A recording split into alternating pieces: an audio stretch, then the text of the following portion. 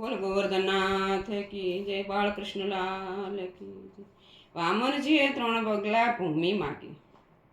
શ્રી સુખદેવજી બોલ્યા કે બલિરાજાના આ ધર્મયુક્ત વચનો સાંભળીને ભગવાને તેમને ધન્યવાદ આપીને કહ્યું કે હે રાજન, તમારું વચન તમારા કુળને યોગ્ય અને ધર્મયુક્ત છે। તમારા વડવા પ્રહલાદજી તો મહાન ભગવત ભક્ત હતા। એમના જેવા ભક્ત તો આજ સુધી કોઈ થયા નથી કે થવાના નથી। પ્રહલાદજીનો પ્રભુ પ્રત્યે એવો દ્રઢ પ્રેમ હતો કે ભગવાનને થાંભલામાંથી પ્રગટ થવું પડ્યું। તમારા દાદા, પરદાદા અને પિતા વિરોચન બધા બ્રાહ્મણોને માન આપનારા હતા। તમારા પિતા વિશે તો મેં સાંભળ્યું છે કે તેમણે એક બ્રાહ્મણને પોતાના આયુષ્યનું દાન કર્યું હતું। તમારા પરદાદા હિરણ્યકશ્યપુ તો મહાન વીર હતા। તેમણે બ્રહ્માદિક દેવોનો પણ પરાભવ કરેલો।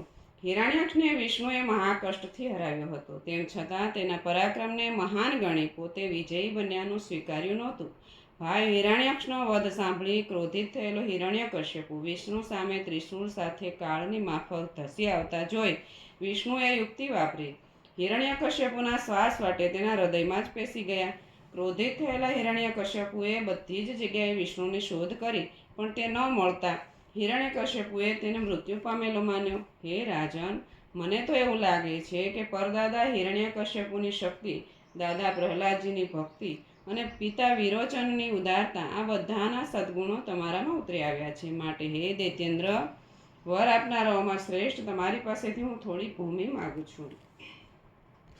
બલિરાજાએ કહ્યું કે હે બટુક, તમે ખુશીથી તમારી આજીવિકા ચાલી શકે તેટલી ભૂમિ માગી લો। તો વામન ભગવાન બોલ્યા કે હે રાજન, હું લોભી બ્રાહ્મણ નથી, હું સંતોષી છું। હું મારા પગથી માપીને 3 પગલા ભૂમિનું દાન લેવા માટે આવ્યો છું। તો બલિરાજાને આ સાંભળી ખૂબ જ આશ્ચર્ય થયું। તે વિચારવા લાગ્યા કે આ બ્રાહ્મણ હજી નાના છે, તેથી તેમની બુદ્ધિ પણ કાચી છે। તેઓ પોતાના સ્વાર્થને બરાબર સમજતા નથી। હું 3 લોકનો સ્વામી છું। હું તને 3 પગલા ભૂમિ નહીં, પણ 3 ગામ દાનમાં આપું છું। આ જગતમાં મારી એવી ખ્યાતિ છે કે જે બ્રાહ્મણની હું પૂજા કરું છું, જેને હું દાન આપું છું, તેને બીજા કોઈના ઘેર દાન લેવા જવાનું રહેતું નથી। તમે જો મારા ઘેર દાન લીધા પછી બીજા ઘેર દાન લેવા જાઓ તો તે મારું અપમાન ગણાશે। તો વામનજી બોલ્યા કે હે રાજન, ત્રિલોક્યમાં જેટલા અતિ પ્રિય વિષયો છે તે બધા મળે છતાં અજિતેન્દ્રિય મનુષ્યને તૃપ્ત કરી શકતા નથી। જે મનુષ્ય 3 પગલા પૃથ્વીથી અસંતુષ્ટ રહે તેને 9 ખંડો પણ તૃપ્ત કરી શકતા નથી।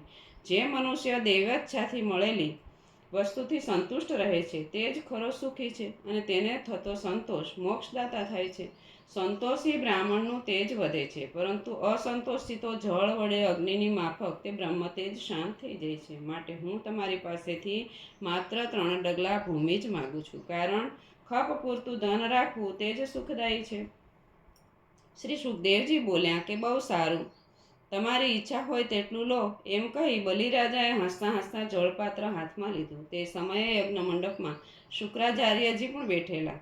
તેઓ વિષ્ણુ ભગવાનની કર્તવ્ય ઈચ્છા જાણી ગયા। તેમણે પૃથ્વી આપવા તૈયાર થયેલા બલિરાજાને કહ્યું કે ઓ બલિરાજા, આ અવિનાશી ભગવાન સાક્ષાત વિષ્ણુ છે। દેવોનું કાર્ય સિદ્ધ કરવા માટે જ કશ્યપથી અદિતિમાં જન્મ્યા છે। તેઓ માયા વડે બટુક બન્યા છે। તે તારું સ્થાન, લક્ષ્મી, ઐશ્વર્ય, તેજ અને પ્રખ્યાત યશ છીનવી લઈ ઇન્દ્રને આપી દેશે। તેઓ 3 પગલા વડે 3 લોકને માપી લેશે। તેઓ 1 પગલે પૃથ્વીને, બીજે પગલે સ્વર્ગને અને ત્રીજે પગલે આકાશને માપી લેશે। તો આ રીતે વિષ્ણુને બધું આપી દઈશ તો તારી આજીવિકા શી રીતે ચલાવીશ? તે પ્રતિજ્ઞા કરી તે ઠીક કર્યું નથી। વળી જે દાનથી પોતાની આજીવિકા નાશ પામે તે દાનને વિદ્વાનો વખાણતા નથી, કારણ આજીવિકાવાળો મનુષ્ય જ લોકમાં દાન, યજ્ઞ તથા કર્મ કરી શકે છે। તેથી તમે દાન આપો તો વિવેકથી આપજો। બલિરાજાએ કહ્યું કે મેં આ પ્રમાણે દાન આપવાનો સંકલ્પ કર્યો છે। જે માણસ સંકલ્પ કરે તે પ્રમાણે દાન ન આપે તે મનુષ્ય નરકમાં જાય છે। શુક્રાચાર્યજીની ખૂબ જ વિનવણી છતાં બલિરાજાએ કહ્યું કે મેં વામનજીને વચન આપ્યું છે, હવે ના પાડું તો અસત્ય બોલવાનું પાપ મને લાગે। શુક્રાચાર્યજીએ કહ્યું કે સંકટ સમયે સત્ય બોલવું પડે તો તે ક્ષમ્ય ગણાય છે, પરંતુ જે માણસ દરેક બાબતમાં ના એમ કહી અસત્ય બોલે તેની તો અપકીર્તિ જ થાય છે। 4 પ્રસંગોએ અસત્ય બોલો તો તે ક્ષમ્ય ગણાય છે। કોઈના વિવાહ વખતે, સ્ત્રીઓને ગુપ્ત વાત કહેવાના પ્રસંગે, પ્રાણ સંકટમાં હોય ત્યારે અને ગાય બ્રાહ્મણોના રક્ષણ માટે। બોલ ગોવર્ધનનાથ કી જય, બાળકૃષ્ણલાલ કી।